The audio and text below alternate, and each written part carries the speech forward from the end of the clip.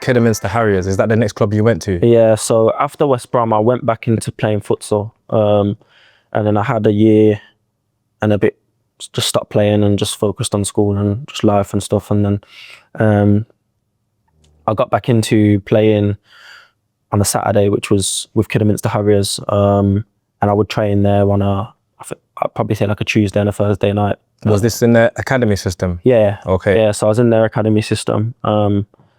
Yeah, so that's how I got there. How does the academy system, how different was it from West Brom to Kidderminster? I think it was different because obviously now I'm coming up to the age of 13, 14. So like everyone's kind of starting to get a bit physical. As players of obviously different levels of, different stages of their career. But I'd say I was kind of getting back to being my best there because I was probably the main man there in terms of ability. Yeah.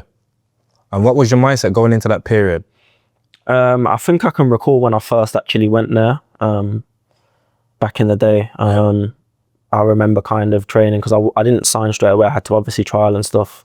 I was quite raw, but very physical and very capable. And I remember just going into sessions full of confidence, kind of trying to find my feet again and kind of trying to get that, that cutting edge back that I had before. Yeah. And that's kind of... Yeah. And how long was you at Kidderminster Harriers for? I was at Kidderminster Harriers, I'd probably say I spent 2 seasons there. 2 seasons, Yeah. Okay. You made the best 11 in the league nationally. Did that feel like a validation at the time? Yeah, I'd say that was a proud moment because those are the kind of ages where clubs will start looking at players again in terms of scholarships and, which player can they kind of grab and put into their full-time system.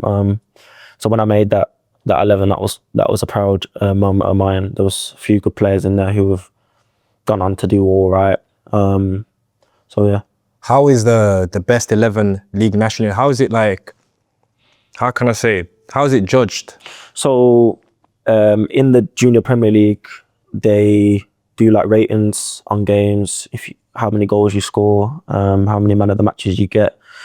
Then they would have some scouts who would kind of watch certain games and get gauge of which players are kind of performing and stuff like that. And then what they did is they had like a camp where they brought all the best players in. Then you go and play and train there, and then they'd make a final decision. Yeah. Kind of like the NFL, and they get everyone together. And what do you class yourself as? Like, are you a forward, or you're a midfielder? I'd probably say like wide player. I was definitely a wide player back then. Yeah, I played wide. Okay. Played out on the wing then. Yeah. Did that season remind you of who the player you was? Yeah, I think it did because I was doing very well, which then started to attract interest from some fairly big clubs. So yeah. Yeah, and what kind of club were looking at you at that time? So after the JPL day where I went to, we played in Southampton, which was the showcase, they're like the best team.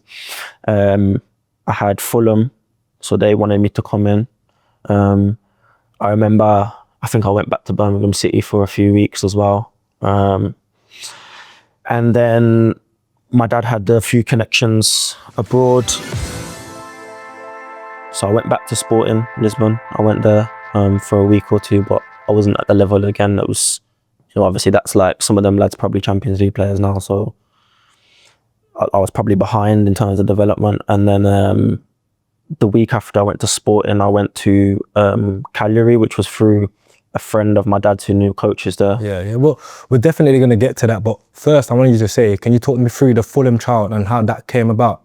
So with the Fulham trial, it came about, I think they did some scouting on me and, had a look at me and noticed me playing obviously in the MJPL, sorry, not the MJPL, the Junior Premier League showcase team. And then they invited me in, but we didn't actually end up going in there because we had these other offers. So. Okay, so how long was you there for before you changed? How long was you trialling for? So I trialled at Sporting for 2 weeks, and then I think I was at Cagliari for probably 2 weeks as well. Okay, at Fulham, did you get any feedback? With Fulham, we actually didn't end up going in. Okay. Because my dad made the choice to not go there. All right, and how did the Sporting Lisbon trial ever happen? So obviously I went there at the back end of my West Brom stint when I was about 11. And it didn't work out, but they kept an eye on me and my dad would always send footage over and then they said, "Oh, why don't you come over again?" And it was like that. Yeah. Yeah. And what was it like going abroad for football? I think it's at that age, it's quite a daunting experience. I mean, it's quite a lot to kind of, pack your bags and, you're staying in a random place and, your kind of life is kind of on this trial, Yeah. quote unquote. So yeah, a lot of pressure, very hot environment, probably wasn't anywhere near the level at the time in terms of fitness levels. But yeah, probably a very challenging experience. Was it okay? And was this your first time abroad? So my first time abroad was obviously when I first went to Sporting when I was about 11. Okay. But this was my second time there. So. And how old was you on your second time? I was 15. Yeah. Was there a difference in in the trials? In terms of calorie and Sporting? Yeah. I'd probably say Sporting, yeah. It was very demanding. A lot of running, a lot of players coming from Africa and countries like that who were very physically capable. With the calorie trial, lads were kind of less physical but very mature in and out of possession. But I thrived at the calorie trial probably because of the back end of the physical challenge I had at Sporting. I was then fit and ready to go. Yeah. So when I went to Sporting, when I went to calorie, I did really well. And was the system completely different from both teams then? Yeah, it was different. I think being in Italy, obviously there's more of a tactical focus. And then in Portugal, it was more physical and more physically demanding. And So why do you think it didn't work out with Sporting Lisbon? Would you say the physicality of the sport at the time? I think a number of things. I probably weren't physically at the level. I probably weren't fit enough. I probably wasn't actually technically good enough. To jump from Kidderminster to Harrods to Sporting Lisbon is... It's top, yeah. It's high class level, yeah, it is, yeah. Would you have wanted to be picked by Fulham or Sporting Lisbon? I think looking back on it, I wouldn't have minded to have a look at Fulham because it's a good academy. That's kind of one of my regrets that we didn't end up going there. The reason we didn't go there because my dad used to work till quite late, and they used to start around 6:45. This is just off the top of my head. And the day we actually planned to go down, he finished late, and then we kind of already had options. So he just said, "Look, we can't get down there because it is quite far, to be honest." Yeah. And yeah. You see, going through these clubs, yeah, did they ever explain why you don't get signed? I think at that age they don't really communicate to the player on why they're not getting signed. Yeah. But I think you kind of work that out for yourself as you kind of grow up a bit. And you kind of know when you're performing and when you're not. So okay. And how did the move to Cagliari come about?